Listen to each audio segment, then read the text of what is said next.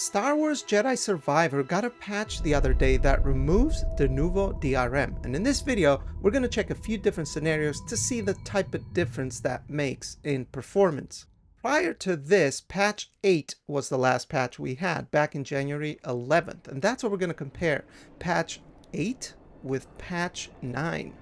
Now they do list a lot of improvements, specifically CPU utilization, especially with ray tracing and a few other bug fixes and stuff.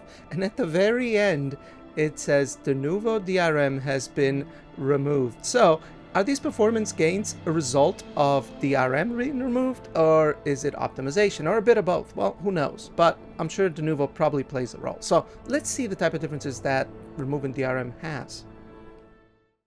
We're going to take a look at a few different scenarios that I've put together for you guys, but we're going to focus mostly on the planet Koboh because that's where performance was the worst, and we're going to take a look at ray tracing enabled and ray tracing disabled.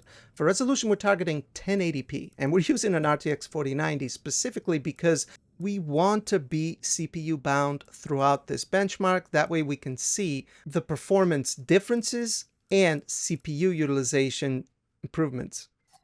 Now we're going to start with ray tracing enabled in Rambler's Reach outpost, and we're going to make our way outside the outpost and run back. On the left we have patch number 8 with Denuvo, and on the right we have the DRM-Free patch 9. We're going to compare average FPS and 1% lows at the end of this run. And the performance gains are actually really nice, guys. As you can see, average FPS is 62 with Denuvo and 76 without. That's a 23% gain. And 1% lows is 33 FPS with Denuvo, 45 FPS without DRM. Patch 9, that's a 36% gain. So that's actually very welcome improvement. However, it's still not great. I mean, we still have some hitches here and there, but it is an improvement and probably the last patch we'll ever get. Next, we're going to run back to the landing platform, but we're going to run this time and see if that makes a difference at all. Performance gains are still, actually they're a little bit better this time around. We have 64 FPS average with Denuvo, 74 FPS average with patch number 9. That's a 31% gain in performance, and for 1% lows, it's 34 FPS terrible with Denuvo, and 44 FPS DRM-free, a little bit better for a 30% gain. So again, it's kind of a shame. I wish it was quite a bit better, but an improvement is an improvement. Jedi Survivor is one of my favorite Star Wars games that we've had recently. We haven't got a lot of good Star Wars games, but this one was a very good one. I very much enjoyed it, and I'm a pretty big Star Wars fan myself. But let's take a look at this run again, but with ray tracing disabled. And here we go, guys. Now we've disabled the ray tracing and our FPS has gone way up. We have 123 FPS average with Denuvo, 128 FPS average DRM-free. So not much of a difference at all. For 1% lows though, we have 44 FPS with Denuvo and 67 FPS 1% lows without DRM. Patch 9, that's a 52% gain in FPS. So I hope for people that may not know, they realize that ray tracing can be very CPU intensive as well, because our GPU has not been the limiting factor throughout this benchmark at all, right?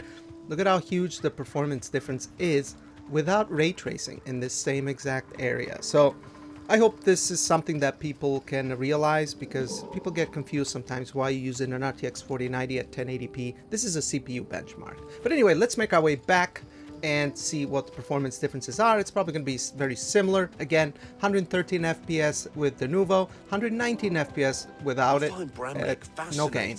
1% lows, it's 43 FPS, terrible again with Denuvo, and without Denuvo it's at 67 FPS. I mean, not great, but that's a very nice improvement. That's a 55% increase in 1% lows with patch number 9. Again, I mean, I don't know, is this because of Denuvo? I am pretty sure that it plays a role, or has Respawn done further optimizations? I'm willing to bet that it has to do primarily with Denuvo. That's not to discredit their work. Maybe they did some more optimizations. I'm not sure, but I think removing Denuvo was the right thing to do, but still not perfect. Anyway, let's take a look at the next scenario. For this next part, I wanted to stay in Rambler's Reach outpost again and go around the cantina twice just to see how it would work. And we have somewhat similar results with ray tracing enabled, 62 FPS average with Denuvo, 74 FPS average with patch 9. That's a 20% gain. And for 1% lows, we have a terrible 30 FPS with Denuvo. Our GPU is asleep, by the way. And 41 FPS with DRM-Free for a 36% gain. But again, if you stay in this city and circle around like I'm doing right now, even with the improvements, that's 41 FPS, 1% lows. It doesn't feel great. And unfortunately, it's going to remain this way until we get much faster CPUs, probably. Anyway, let's take a look at ray tracing disabled. Now, if we disable ray tracing and go around the Cantina twice again, and by the way, this is the most taxing area that I've tested, it seems. Average FPS is pretty much the same, 116, 119 FPS, but 1% lows with Denuvo, it's only at 38 FPS. That is so bad.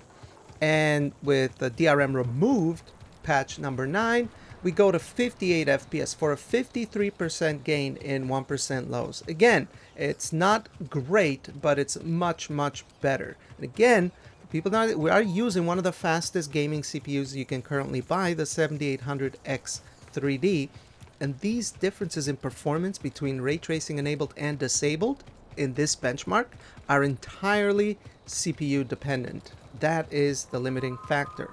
Because I know some people will probably be a bit confused, but yes, ray tracing has a performance cost on the CPU. This can depend on the game, but for this one, it's quite heavy. Anyway, let's take a look at the next and last scenario in Koboh. Next, I wanted to try riding the mount and just going out for a drive, I guess you could call it, a leisurely drive around the countryside of Koboh at a gripping 32 FPS 1% lows, which actually hasn't improved with the DRM-Free patch, by the way. It's 32 FPS 1% lows versus 37 FPS 1% lows for a 16% gain. Nothing great, guys. I mean, this is actually the most demanding area. I lied, it wasn't the Cantina. Jesus. Let's try turning ray tracing off and see if there's any big improvements. And yeah, I guess there is a pretty big improvement, all things considered. I mean, average FPS is not a massive gain. We went from 112 FPS average with Denuvo to 129 FPS with DRM-Free patch. That's a 15% gain. 1% lows was a pretty decent gain, actually. We went from 44 FPS 1% lows with Denuvo to 57 FPS for a 30% gain on the countryside with ray tracing disabled. So not great, guys, but I guess it's about what you would expect. Let's check out the next part. Alright, so for the next part, I wanted to take a look at the very beginning of the game. We're going to take a look at the cinematic as we drop down to Coruscant, and then we'll also take a look at that, very beginning, once you're handed the controls of the game, as you make your way to that elevator. But the worst performance in the game is in Koboh. The other planets are actually not too bad. So I'm not going to bother testing those. I did briefly take a look. They were pretty good. But here with the cinematic, with ray tracing enabled, it was actually pretty good. I mean, even before, it wasn't too bad. We had 164 FPS average versus 168 FPS average with the DRM-Free. That's a pretty much the same type of performance. This engine, I think, has a 200 FPS cap, by the way, so even if we had a much faster CPU, it wouldn't really matter as far as that goes. But for 1% lows with Denuvo, we were at 76 FPS, and with the new patch, we went all the way up to 95 FPS, so that's a 25% gain in 1% lows, which, yeah, I mean, that is definitely smoother. But then again, the cutscenes were never really a massive problem in this game, even with ray tracing enabled. But anyway, let's take a look at the first time you take over the controls in the game, because I recall this area being quite choppy as well. So let's see what that looks like. Alrighty then, so Coruscant gameplay with ray tracing enabled. Well, actually here we're getting a lot more FPS than we were in Koboh, which we were averaging around 60 to 70 FPS. Here we're getting 100 FPS average with Denuvo and 110 FPS average with patch 9. That's only a 10% increase, nothing crazy. For 1% lows, we went from 49 FPS with Denuvo all the way up to 59 FPS with the new patch. That's a 21% increase in 1% lows. Not as big of an increase as Koboh, but then again, Koboh was the most demanding area in the game. So obviously we saw the biggest gains there, but still, I would say 59 FPS is fine. As long as you're above 60, it's okay. Still though, from 110 FPS average, that is kind of jarring. And as you saw here, that stutter there, that happens every time. Even if you run this again and again, I think it's got to do with traversal stutter. This is an Unreal Engine 4 game, you know, with ray tracing bolted on. That's probably why it's so CPU heavy, I'm guessing. But anyway, let's take a look at the same exact area, but with ray tracing disabled. Alright, so if we disable ray tracing and go through this again, we get a pretty nice bump in FPS. We were averaging around 110 FPS with ray tracing enabled. Now we're at 168 FPS with Denuvo, and with the DRM-free patch, we're only at 170 FPS, so not much of a gain. It's a nothing burger. 1% lows, we went from 86 FPS with Denuvo to 97 FPS with the new DRM-free patch for 12% gain. Nothing massive, but a gain is a gain.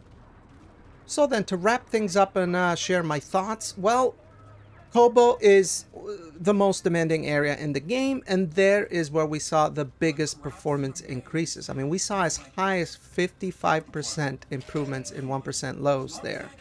So that is very nice. Now, is this a good example of how Denuvo DRM impacts performance in PC?